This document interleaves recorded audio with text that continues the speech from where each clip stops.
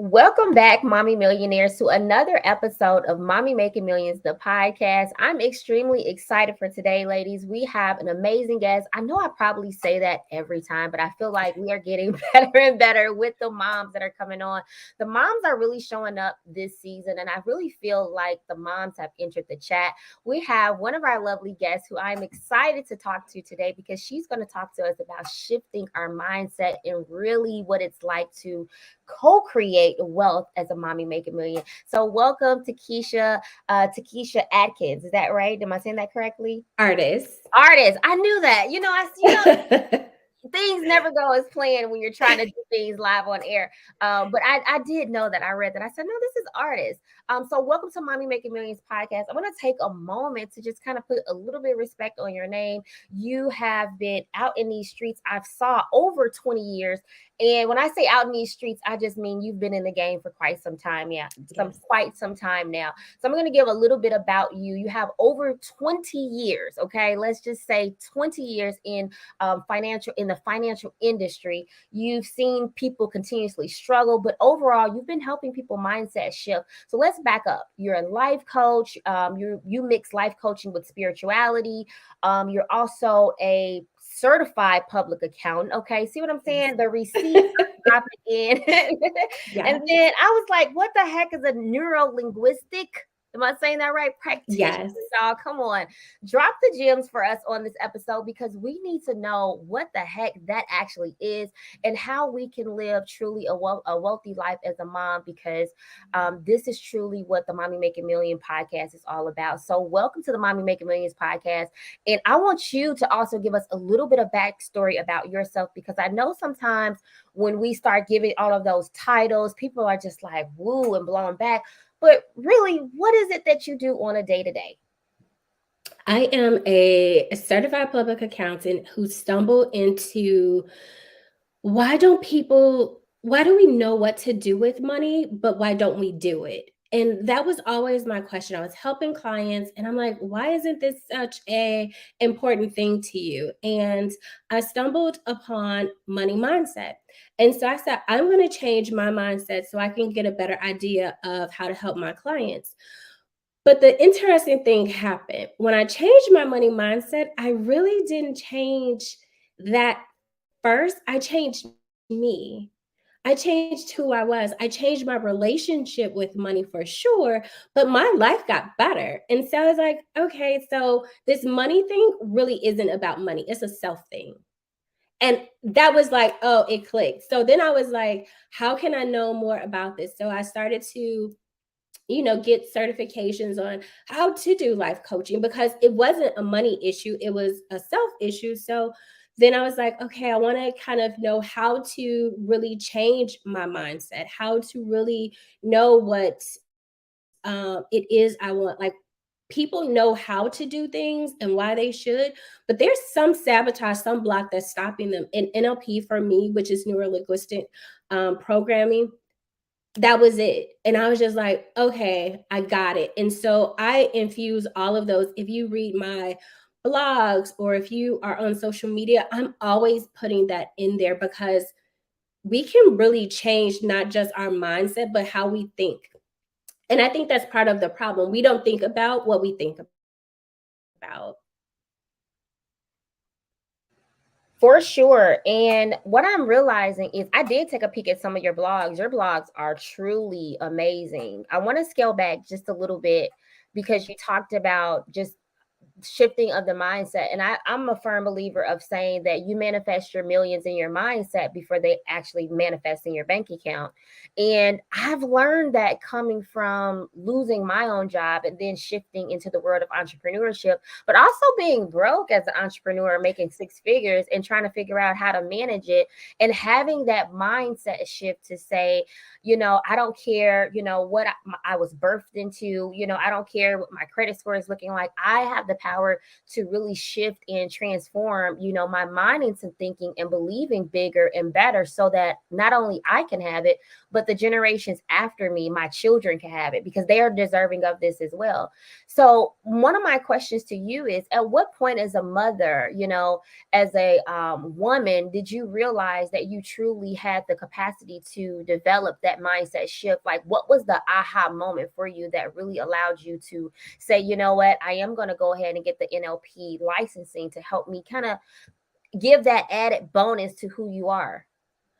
I think what shifted for me is when I realized my son had to be a toddler because he was still an arm baby. And I remember having to file for bankruptcy. I'm first generation college student. So I came out of college with dad. I didn't know, how to use credit cards. No one had that conversation with me. So I graduated with probably 10 credit cards, a lot of credit card debt, in addition to student loan debt. And then I found myself as a newly single mom. And what I realized is that I had been trained to manage millions for corporations, but not the thousands for myself. And I was like, why is that? Why don't I know how to do this for myself? And I was just like, okay, bankruptcy in the Black community is such a negative thing, but in other communities, it is what it is, a fresh start, a way to do over. And I was just like, I'm going to do this. I'm going to start fresh, and I'm going to provide the lifestyle for my son that I've always wanted. And that shift has just kind of carried on. Like, I've taught my son how to budget, and I didn't do it intentionally. I just did it because I was a single mom. So I'm like, Santa can't really help us right now. I need you to work within my budget. Mm-hmm. And so while you're trying to circle everything in these Christmas catalogs, let me tell you, like, this is how much we can do, and you figure out. And so now he's 21 and he knows how to, how those life skills work. But it was really that moment, like, why don't I know how to do this? And why was I not taught that? And let me teach myself this, because obviously it's a life skill that I need. And, just looking at him and realizing that I really have that co-creative power to do anything really was the catalyst for me, because it was like, if I can create, we're manifesting all the time. Mm-hmm. And so we're just not intentional with it. So if I'm a little bit more intentional with what I want and what I deserve and what I know are my goals, then by default, I should be able to have those things. And so it was just, again, me shifting and wanting something better. But this last year for me my life is totally unrecognizable. But I think that's what it's all about too. I'm hearing that, and I'm learning that as well, just being super uncomfortable and being in that period of transitioning, so that we can chart uncharted territory, especially as women and as moms and high achieving entrepreneurs. What I want to talk about is your ability to co-create, mm-hmm. And what does the word by your definition, what do you mean when you say co-create? Okay. So I believe in God, and I believe in the power of prayer. Mm-hmm. And so for me, when I do or say my prayers, I believe that what I'm praying, I will get, period. It doesn't matter what it is. I may not know when it's going to happen. I may not know all of the steps that will get me there, but I know it will happen. Mm-hmm. So I say that this is my goal. This is where I am. This may be up to this point, maybe what I know to do. That other piece, I call that the God gap. God got that. So I don't have to worry about that. I just need to do my part. I need to do the nudges. I need to take the nudges as they come. I need to take the inspired action. I need to do the work on making sure that when those doubts come up, that I am, reframing the doubts. I need to make sure that I'm protective of what it is and not talking to everyone about it who may be, it may be they want the best, but they may be negative in their delivery. Mm-hmm. And so it's being protective of what it is that I am manifesting. And I just feel like if I'm holding and doing my part, God will do his part. And that's co-creation. Oh my God, The I love that. that gap though, that gap is the scary part because Ooh, that gap you have no control over. That man. gap is the part where it's like, you sure you got me? Like, you sure this gonna happen? You sure I can have this? You sure I can do this? I'll tell you a quick story. January 12th, 2019, 2021, I wrote a post that said, I'm moving to California in the next 2 years. I'm putting it here as proof. January 2021, I wrote that out. What I thought was going to take 2 years took 3.5 months. I Wow. moved to California May 2021. Like, the pieces just came into you. I wasn't really worried about like how it came so fast that my house sold in 72 hours. I didn't even have a place in California because I'm like, oh, it takes a long time for houses to sell. Like, I got time. And then when my realtor was like, we got 48 offers and give me until Monday, and I'm like, oh, take your time because I have nowhere to go there. I hadn't even, because again, it was a 2-year thing. So I'm like, okay, at the very least, I'll be in California by the fall when my son goes away to school. 3.5 months. That's that God gap. I was not concerned about the time frame. I just knew in 2 years when he graduated, that's where we would be. That's the power of co-creation. Wow. I But I mean, had faith. It was just like, okay, it's a done thing. let's talk about that for a minute. You said so many, you just wow. Okay, wow. Let's unpack it. Let's unpack this thing. Okay, so I love the God gap at this point because I think that for Yes. me and so many of the listeners that are out there right now that are in between those blessings are trying to figure out what should I be doing while I am manifesting and in this season of processing and transformation. And Mhm. then you talked about trusting God, but also understanding what the work needs to look like so that we can, allow God to do his part, but we're doing the work as well. And so you also focused on, being obedient, writing it down. Hello, let's talk about writing it down. I'm putting it here because I know this is going to come to pass. I know this is going to come to Mhm. pass. And I don't talk about it enough, but we focus on motherhood mindset in ministry here at the Mommy Making Millions podcast. So it's just those trinkles of those aha moments. And I'm in the middle of a fast right now because I'm in the middle and in the midst of this God gap. So what you're saying Mhm. is so relevant and so powerful because I think that we hear about the mustard seed faith so often that we don't know how to navigate between now and next, and that's where we have to realize that is a God gap. And so co-creation, Mhm. I love your terminology of co-creation. It's God doing his thing, but I'm also doing the works because the Bible tells us faith without works is dead, right? So we Yes. have to be moving. And so one of the things that you did in your faith was you started executing on part of the strategy, which we haven't even gotten into strategy on the podcast yet. So Yes. I also want to back up because I took a snippet from one of your blogs. You said, I see myself doing the work. I declare daily words to support the vision. I see myself taking action that supports the vision and asking for guidance. I speak to my goals. I boldly deny doubts, or hello, out Mhm. loud. And then I see and speak what I say until I see what I said. Wow. Yes. You have to. I think so many women in particular, we don't have what we want because we're looking at where we are, and where we are compared to where we want to be seems so far. It seems so outlandish. It just seems so impossible. And so we say, I don't see how it can happen. So I probably shouldn't want it as bad. Or I probably am going to start doubting that it can happen. And the Mhm. moment you start to doubt it, it loses its vibrancy, it loses that momentum.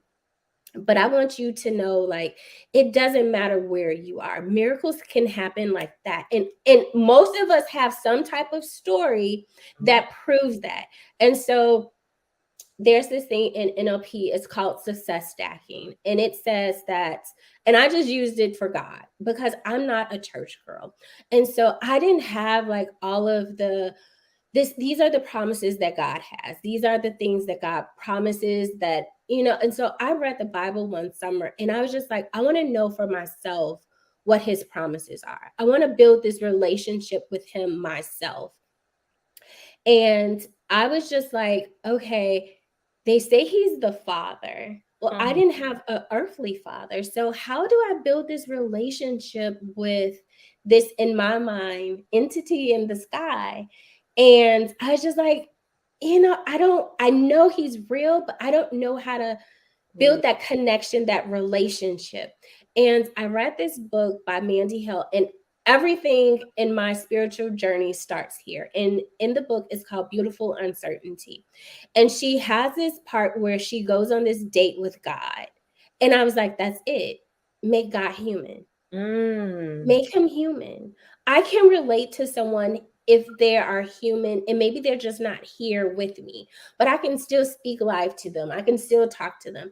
And so that's how I built my relationship with God. I said, and to this day, like, it's in my mind, he comes with his suit on and we have coffee, or I envision us having, these dinner dates or whatever, but I made him human. And then I said, if he's my father, he absolutely wants the best for me.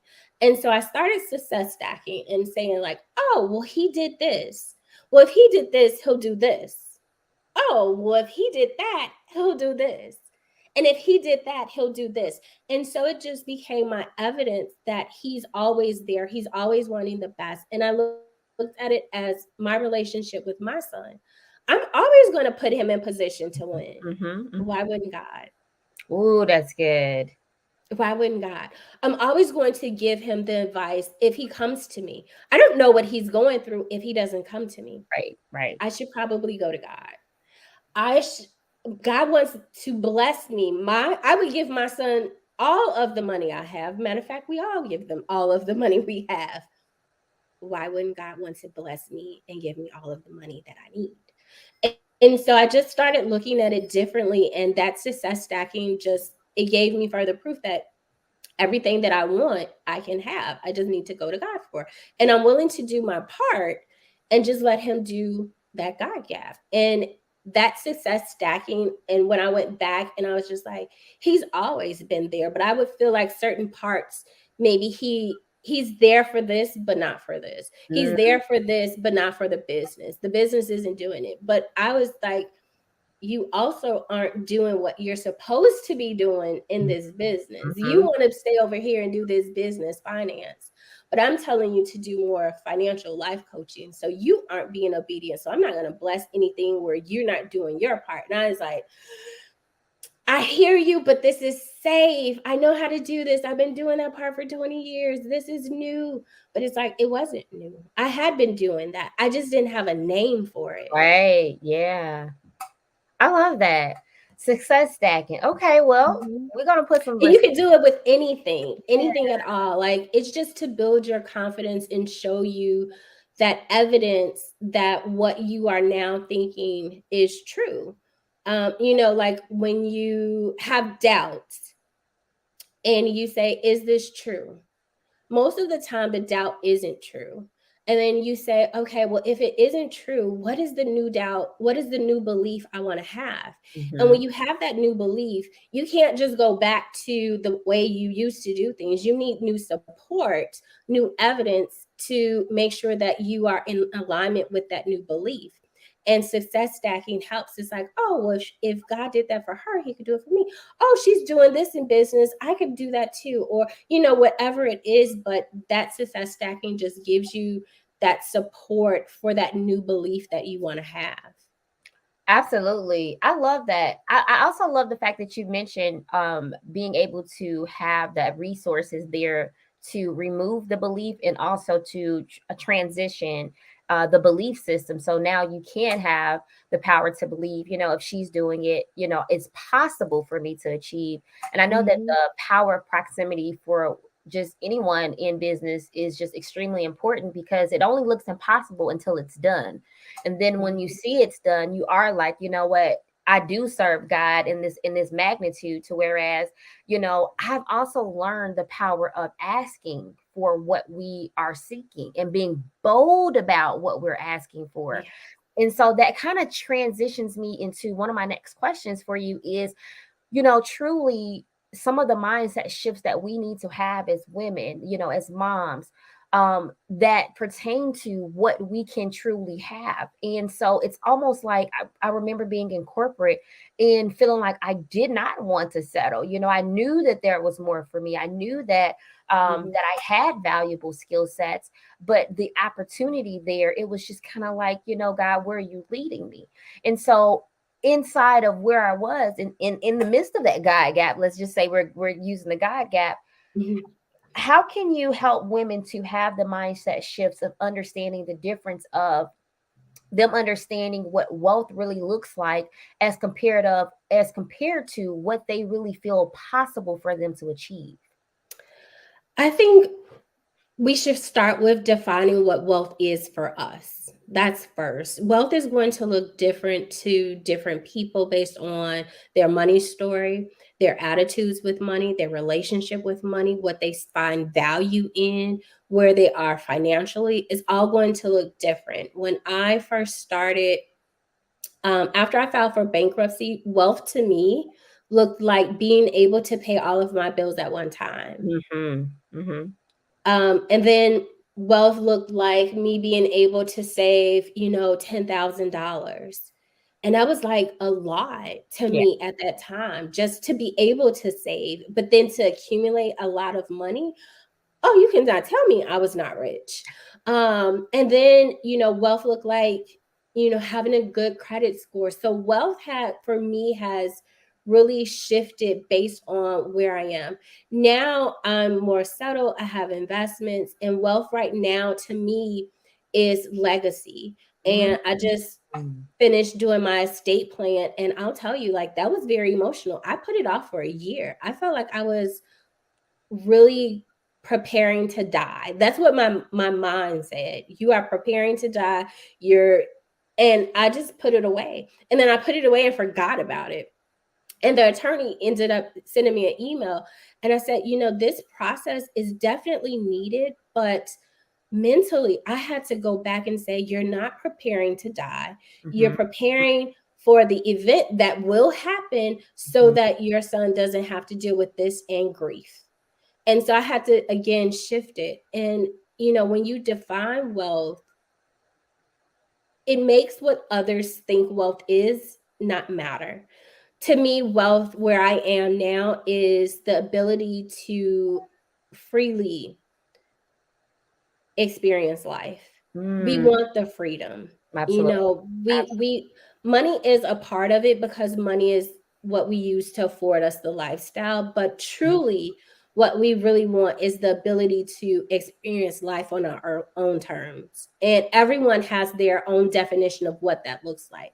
And so if you kind of take away what society says wealth is and define it for yourself, you'll be so much better off because it's truly for you.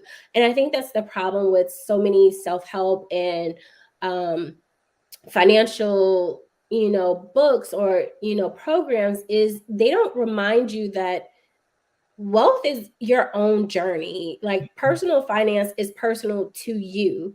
And so everyone can say, like, do, real estate or invest or, do this. But what does it feel like to you? What feels good to you? All of those avenues are possible, but what feels good to you? And then doing those things. Mm-hmm. I think also women in particular, we have to get over the guilt and the shame of not being where we think we should be, or not being able to give our kids certain lifestyles that they see on social media and they want, and we may just not be able to afford right now. But I also think you can have conversations with your children even at a young age, and they don't necessarily know how much that you make, but just invite them into those conversations, because ultimately they're learning their money habits from you. Yes. And so if you aren't aware of your money habits, you're just passing them down. And sometimes even I still am unlearning, things from childhood that is like, oh, yeah, I know where that came from. I need to unlearn this and stop doing this and stop saying this because it really isn't serving me now. And I think sometimes that we forget that, everything that were taught isn't a good thing. Right. Wow. Okay. Let's unpack that. Let's unpack that. Okay. So it made me think of so many different avenues to just take the questions, right? Because I know the listeners, they're probably like, dig into that, Marquita, go back on that. The first thing that is think like the customers, right? Think like the listeners. The first thing I want to talk about, or just unpack rather, is the wealth plan, right? Mm-hmm. I think for many women listening, this is their first time probably even hearing what a wealth plan is. I love the fact that you said I was intimidated by it. I put it off because I felt like it was me preparing to die, and then I had this mindset shift of no, I am preparing. And for the mom that doesn't know, or the woman that's listening, I always say the woman, right? Um, and shout out to all of the women that listen to the Mommy Yes, Making Millions podcast that say it's just so good. absolutely. They're coming to get the gems. What is the wealth plan? So I think the wealth plan is, you need to, number one, know your numbers, right? You need to know your numbers, and that includes what you own. It includes what you owe. It's okay that you have debt. And let's just say this, debt, let me give you a new perspective on debt.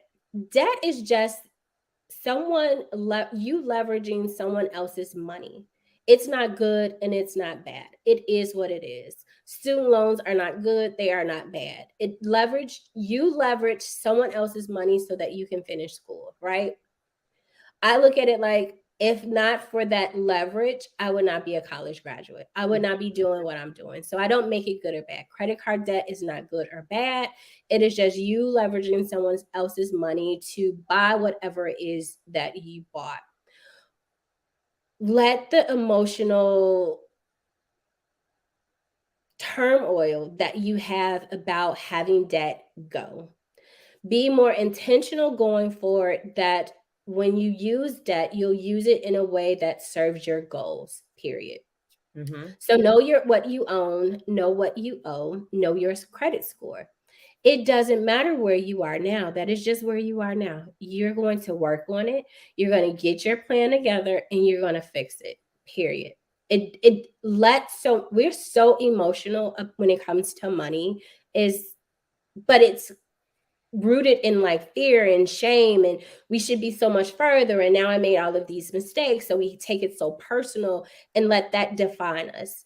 You made the best decisions with what you had at that moment. You're going to fix it going forward. Mm-hmm. Know what it costs to be you. A lot of us are spending money on things that are out of what I call order.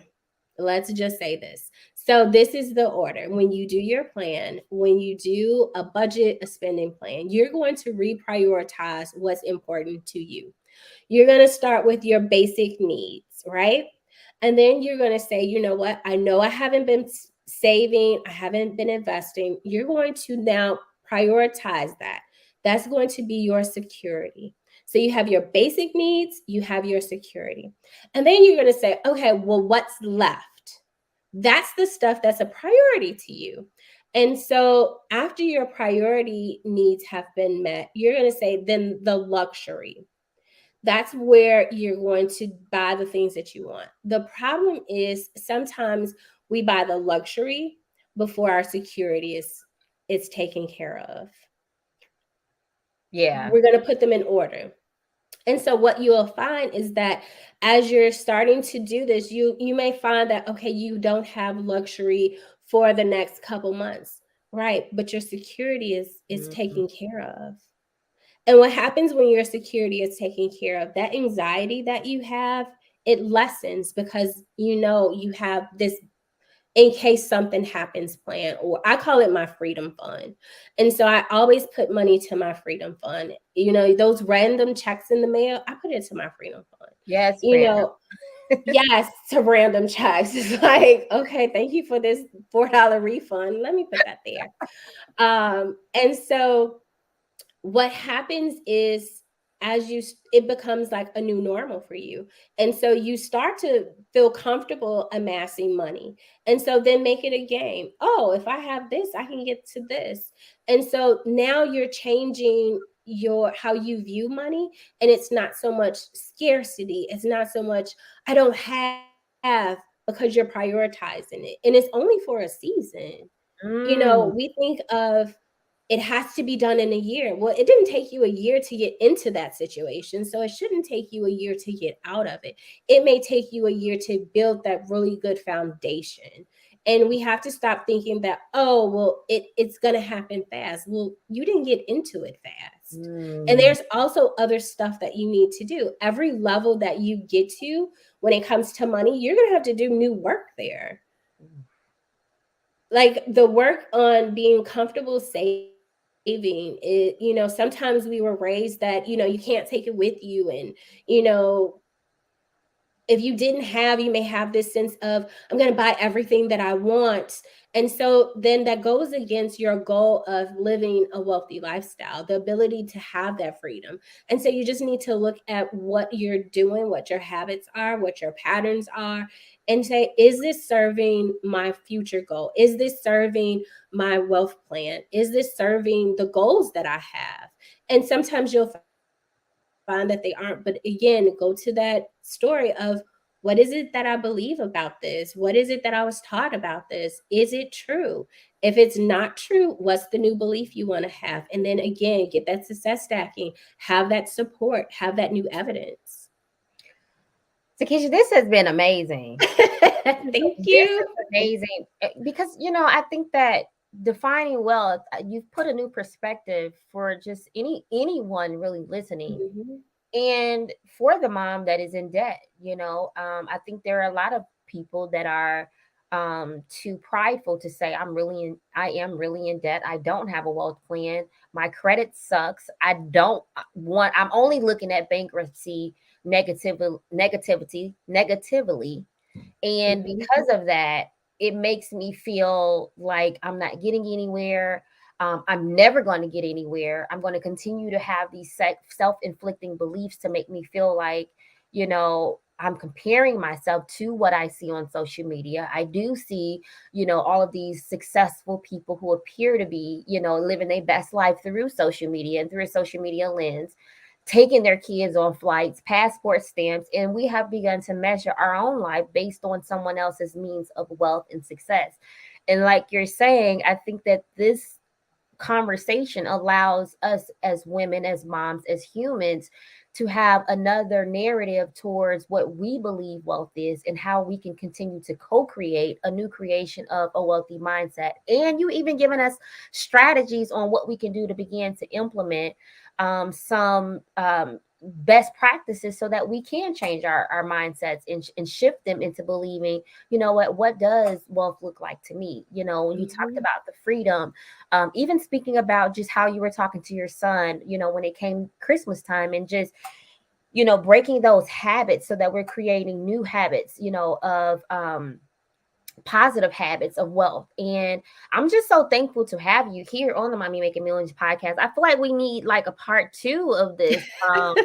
Because it's so much deeper than what money can buy. It's so much deeper than what money can buy. Yeah. And I know a lot of times when people hear mommy making millions, it's really not about the millions. It's about the legacy and the birthright and the generational wealth that we're trying to leave. And even if that generational wealth is the fact that we were the ones to do it first, we're the ones that's breaking the generational curses, the generational mindset barriers off of our lives and off our children's life, so that they can go further than we've ever thought.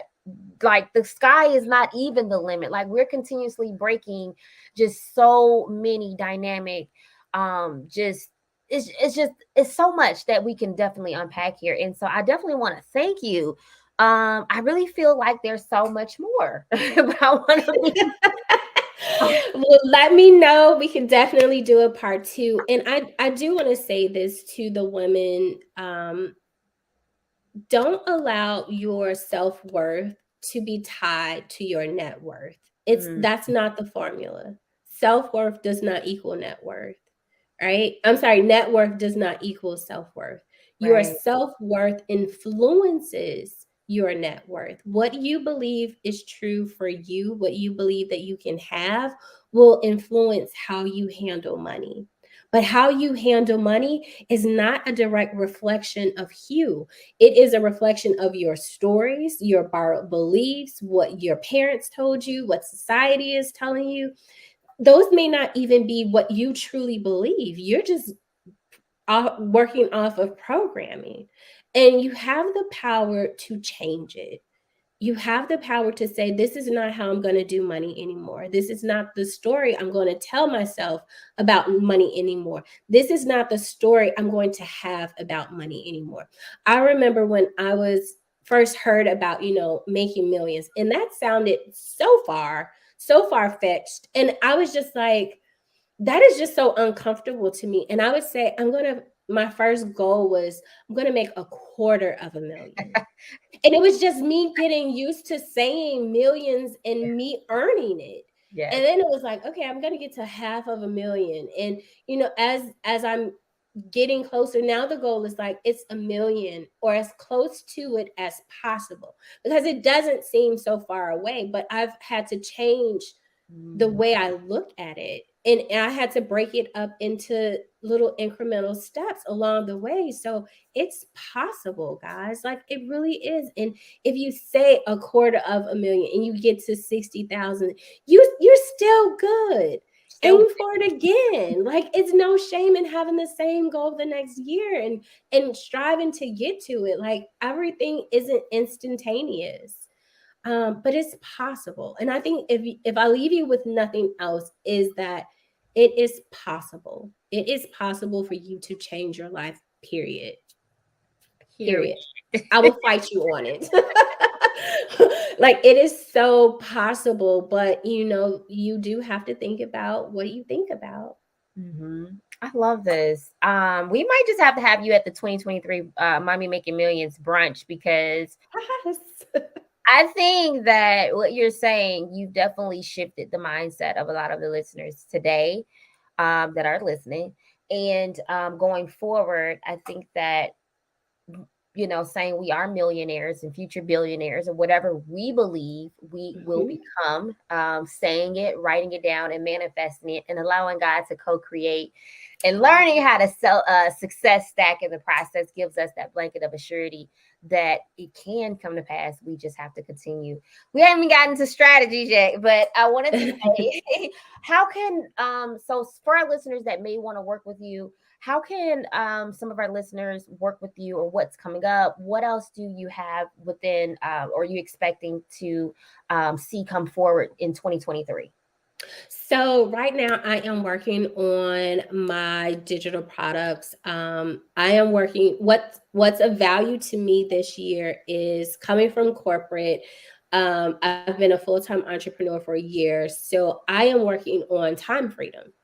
And so I am working on building my own kind of academy and putting those products in place to really help women, not just shift what they believe in, but give them real strategy. It's enough to say, like, yeah, you can believe it, but how do you really shift those beliefs? How do you really put the plan into place? So I'm really focusing on building this academy, because I feel like we can co-coach ourselves just like we can co-create, but sometimes we don't know what books, or we don't know what strategy, or and so it's me combining all of the knowledge that I've learned and putting it in concise containers that say, you don't have to read a 400-page 7 books to do this. This is what it is, and this is how I used it, and this is how you can use it. So I'm really excited about that. I would definitely be doing more speaking and just really getting and sharing the narrative of wealth looks different for everybody. And it's not so much about the money as it is about your ability to live life on your own terms. That's really what wealth is. And I think when we understand that at a core level, a lot more people will have less anxiety, they'll have less guilt and less shame around money. And I really want to just change the narrative about our relationship with money. Where you're doing just that at this point, hashtag wealthy mom lifestyle. Um, and then your social media is it at Takisha? Let me make sure I Yes, got it. Takisha Artis. Yes. And And I'll that's make on sure. all social media. Perfect. I'll be sure to put that into the show notes. Ladies, thank you so much for tuning in to the Mommy Making Millions podcast. I will be sure to make sure you have all of Takisha's information. Be sure to connect with her. Make sure you are on the know for those digital products. I don't know if you have any kind of downloads, but I'll make sure that we put all of your information inside of our show notes so that they can connect with you, because you're someone definitely that needs to be in all of the Mommy Making Millions proximity. I don't know why I can't talk today. So this has been fun. Thank you so much. Thank you for having me.